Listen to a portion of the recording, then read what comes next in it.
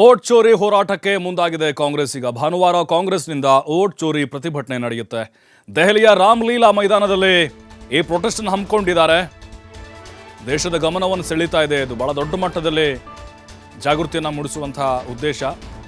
ಕರ್ನಾಟಕದಲ್ಲೂ ಕೂಡ ರಾಹುಲ್ ಗಾಂಧಿ ಅವರು ದೊಡ್ಡ ಆರೋಪಗಳನ್ನು ಮಾಡಿದ್ರು. ಮಹದೇವಪುರ, ಆಳಂದ, ಬೇರೆ ಬೇರೆ ರಾಜ್ಯಗಳದ್ದು ಕೂಡ ಪ್ರತಿಭಟನೆಯಲ್ಲಿ ಕರ್ನಾಟಕದ ಸಿಎಂ ಸಿದ್ದರಾಮಯ್ಯ ಹಾಗೆ ಡಿಸಿಎಂ ಡಿಕೆ ಶಿವಕುಮಾರ್ ಕೂಡ ಭಾಗಿಯಾಗ್ತಾರೆ. ಸಚಿವರು, ಶಾಸಕರು, ಎಂಎಲ್ಸಿಗಳು ಕೂಡ ಆ ಹೋರಾಟದಲ್ಲಿರ್ತಾರೆ. ಹೀಗಾಗಿ ನಾಳೆ ದೆಹಲಿಗೆ ಕೆಲವು ಶಾಸಕರು ಪ್ರಯಾಣವನ್ನು ಬೆಳೆಸ್ತಾರೆ. ಇದೇ ವೇಳೆ ವರಿಷ್ಠರ ಭೇಟಿಗೆ ಪ್ರಯತ್ನಿಸುವಂತಹ ಸಾಧ್ಯತೆಗಳಿದ್ದಾವೆ. ಈಗ ರಾಮಲೀಲಾ ಮೈದಾನದಲ್ಲಿ ಹೋರಾಟ ನಡೆಯುತ್ತೆ.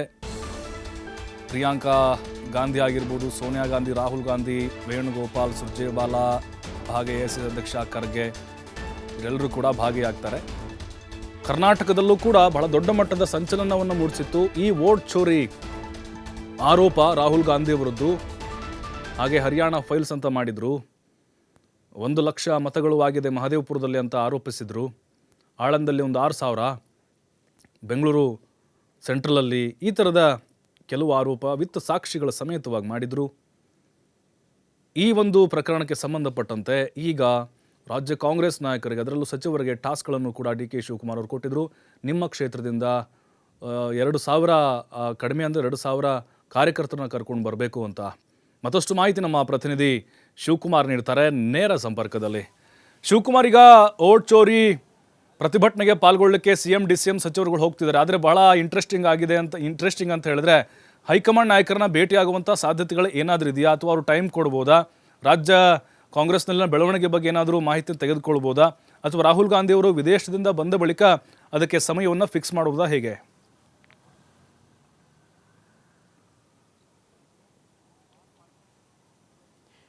ಪ್ರಭು, ಭಾನುವಾರ ಮತಗಳು ಪ್ರಕರಣಕ್ಕೆ ಸಂಬಂಧಪಟ್ಟಂತೆ ಮತ್ತೆ ಕಾಂಗ್ರೆಸ್ ಬಹುದೊಡ್ಡ ಅಭಿಯಾನವನ್ನು ದೆಹಲಿಯಲ್ಲಿ ಇಟ್ಕೊಂಡಿದೆ. ದೆಹಲಿಯ ರಾಮಲೀಲಾ ಮೈದಾನದಲ್ಲಿ ಬೃಹತ್ ಸಮಾವೇಶವನ್ನು ಆಯೋಜನೆ ಮಾಡಿದೆ. ಆ ಸಮಾವೇಶಕ್ಕೆ ಇಡೀ ದೇಶಾದ್ಯಂತ ಕಾರ್ಯಕರ್ತರನ್ನು ಕರೆತರಬೇಕು ಅನ್ನುವಂಥ ಸೂಚನೆಯನ್ನು ಎಐಸಿಸಿ ಪಾಸ್ ಮಾಡಿತ್ತು. ಆ ಕಾರಣಕ್ಕೆ ರಾಜ್ಯದಿಂದಲೂ ಕೂಡ ಜಿಲ್ಲಾವಾರು ಸುಮಾರು 300 ಜನರಂತೆ ಜಿಲ್ಲೆಗಳಿಂದ ನೀವು ಕರೆತರಬೇಕು ಅನ್ನುವಂಥ ಸೂಚನೆಯನ್ನು ಕೆಪಿಸಿಸಿ ನಾಯಕರು ಕೂಡ ಕೊಟ್ಟಿದ್ದರು.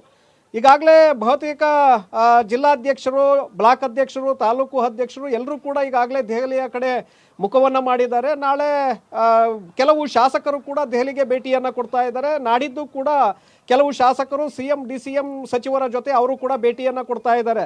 ಅಂದರೆ ಈ ವೋಟ್ ಚೋರಿ ಅಭಿಯಾನದಲ್ಲಿ ಭಾಗಿಯಾಗುವ ಮೂಲಕ ಒಂದು ಸಂದೇಶವನ್ನು ಇಡೀ ರಾಷ್ಟ್ರದ ಜನರಿಗೆ ಕೊಡಬೇಕು ಅನ್ನುವಂಥದ್ದು ರಾಹುಲ್ ಗಾಂಧಿ ಅವರ ಉದ್ದೇಶ. ಆ ಕಾರಣಕ್ಕೆ ಈ ಒಂದು ದೊಡ್ಡ ಸಮಾವೇಶವನ್ನು ಆಯೋಜನೆ ಮಾಡಲಾಗಿದೆ. ಯಾಕೆಂದರೆ ಇತ್ತೀಚೆಗಷ್ಟೇ ನ್ಯಾಷನಲ್ ಹೆರಾಲ್ಡ್ ಕೇಸ್ನಲ್ಲಿ ರಾಹುಲ್ ಗಾಂಧಿ, ಸೋನಿಯಾ ಗಾಂಧಿ ಅವರ ವಿರುದ್ಧ ದೆಹಲಿ ಪೊಲೀಸರು FIR ಅನ್ನು ದಾಖಲು ಮಾಡಿದರು. ಜೊತೆಗೆ ಡಿ ಕೆ ಶಿವಕುಮಾರ್ ಹಾಗೆ ಡಿ ಕೆ ಸುರೇಶ್ ಅವರಿಗೆ ನೋಟಿಸನ್ನು ಇಶ್ಯೂ ಮಾಡಿದ್ದು 19ರ ಒಳಗೆ ನೀವು ದೆಹಲಿಗೆ ಬರಬೇಕು, ನೀವು ಇದಕ್ಕೆ ಸಮಜಾಯಿಷಿಯನ್ನು ಕೊಡಬೇಕು ಅನ್ನುವಂಥ ನೋಟಿಸನ್ನು ಇಶ್ಯೂ ಮಾಡಿದರು. ಸೊ ಈ ನೆಲೆಯಲ್ಲೇ ಈಗ ದೆಹಲಿಗೆ ಭೇಟಿಯನ್ನು ಕೊಡ್ತಾ ಇದ್ದಾರೆ. ಇದರ ವಿರುದ್ಧವಾಗಿ ಈಗ ವೋಟ್ ಚೋರಿ ಅಭಿಯಾನವನ್ನು ಕೂಡ ಇಟ್ಕೊಂಡಿದ್ದಾರೆ. ಕೇಂದ್ರ ಚುನಾವಣಾ ಆಯೋಗದ ವಿರುದ್ಧ ಈ ವೋಟ್ ಚೋರಿ ಅಭಿಯಾನ ಇದ್ರೂ ಕೂಡ ಅದು ಕೇಂದ್ರ ಸರ್ಕಾರದ ವಿರುದ್ಧವಾಗಿ ಈ ಒಂದು ಸಮಾವೇಶವನ್ನು ಕಾಂಗ್ರೆಸ್ ಮಾಡ್ತಾ ಇದೆ. ಇದೇ ಸಂದರ್ಭದಲ್ಲಿ ಕಾಂಗ್ರೆಸ್ನ ಶಾಸಕರು ಹೈಕಮಾಂಡ್ ನಾಯಕರ ಭೇಟಿಗೂ ಕೂಡ ಈಗ ಪ್ರಯತ್ನವನ್ನು ಮಾಡಲಿದ್ದಾರೆ ಅನ್ನುವಂಥ ಮಾಹಿತಿಗಳು ಸಿಗ್ತಾ ಇದೆ. ಯಾಕೆಂದರೆ ಈಗಾಗಲೇ ಸಿಎಂ ಕುರ್ಚಿಯ ವಿಚಾರದಲ್ಲಿ ರಾಜ್ಯದಲ್ಲಿ ಏನೆಲ್ಲ ಬೆಳವಣಿಗೆಗಳಾಗ್ತಾ ಇದೆ ಅನ್ನುವಂಥದ್ದು ಎಲ್ಲರೂ ಕೂಡ ನೋಡ್ತಾ ಇದ್ದಾರೆ. ಡಿ ಕೆ ಶಿವಕುಮಾರ್ ಮತ್ತು ಸಿಎಂ ಸಿದ್ದರಾಮಯ್ಯನವರ ನಡುವೆ ನಡೀತಾ ಇರುವಂತಹ ಬೆಳವಣಿಗೆಗಳು, ಅವರ ಆಪ್ತರ ಶಾಸಕರಲ್ಲಿ ನಡೀತಾ ಇರುವಂತಹ ಬೆಳವಣಿಗೆಗಳು ಎಲ್ಲವೂ ಕೂಡ ಇವತ್ತು ರಾಜ್ಯದಲ್ಲಿ ಜನರಿಗೆ ಗಮನಕ್ಕೆ ಹೋಗ್ತಾ ಇದೆ. ರಾಷ್ಟ್ರೀಯ ನಾಯಕರ ಗಮನಕ್ಕೂ ಕೂಡ ಇದು ಇದೆ. ಆ ಹಿನ್ನೆಲೆಯಲ್ಲಿ ಇದಕ್ಕೆ ಸೈಲೆಂಟ್ ಮಾಡಬೇಕು ಅನ್ನುವಂಥ ನಿಟ್ಟಿನಲ್ಲಿ ಮೊನ್ನೆ ಬ್ರೇಕ್ಫಾಸ್ಟ್ ಅನ್ನು ಕೂಡ ಮಾಡಲಾಗಿತ್ತು. ಸಿಎಂ ಡಿಸಿಎಂ ಬ್ರೇಕ್ಫಾಸ್ಟ್ ಮೂಲಕ ಇದಕ್ಕೆ ತೆರೆ ಎಳೆಯುವಂಥ ಕೆಲಸವನ್ನು ಮಾಡಿದರು. ಆದರೆ ಅದಾದ ನಂತರ ಮತ್ತೆ ಯತೀಂದ್ರ ಅವರು ಒಂದು ಸ್ಟೇಟ್ಮೆಂಟನ್ನು ಕೊಡ್ತಾರೆ. ಪೂರ್ಣಾವಧಿ ಅವರಿಗೆ ಸಿದ್ದರಾಮಯ್ಯನವರು ಮುಖ್ಯಮಂತ್ರಿಯಾಗಿ ಮುಂದುವರಿತಾರೆ ಅನ್ನುವಂಥ ವಿಚಾರವನ್ನು ಯಾವಾಗ ತರ್ತಾರೆ, ಆಗ ಡಿ ಕೆ ಶಿವಕುಮಾರ್ ಆಪ್ತ ಬಳಗದಲ್ಲಿ ಗುರುತಿಸಿಕೊಂಡಿರುವಂತಹ ಶಾಸಕರು ಕೂಡ ಇದಕ್ಕೆ ವಿರೋಧವನ್ನು ವ್ಯಕ್ತಪಡಿಸ್ತಾರೆ. ತದನಂತರ ಹೇಳಿಕೆಗಳ ಮೇಲೆ ಹೇಳಿಕೆಗಳನ್ನು ಕೊಡ್ತಾರೆ. ಇದು ಕಾಂಗ್ರೆಸ್ ಪಕ್ಷ ಮತ್ತು ಸರ್ಕಾರ ಎರಡಕ್ಕೂ ಕೂಡ ಡ್ಯಾಮೇಜನ್ನು ಮಾಡ್ತಾ ಇದೆ.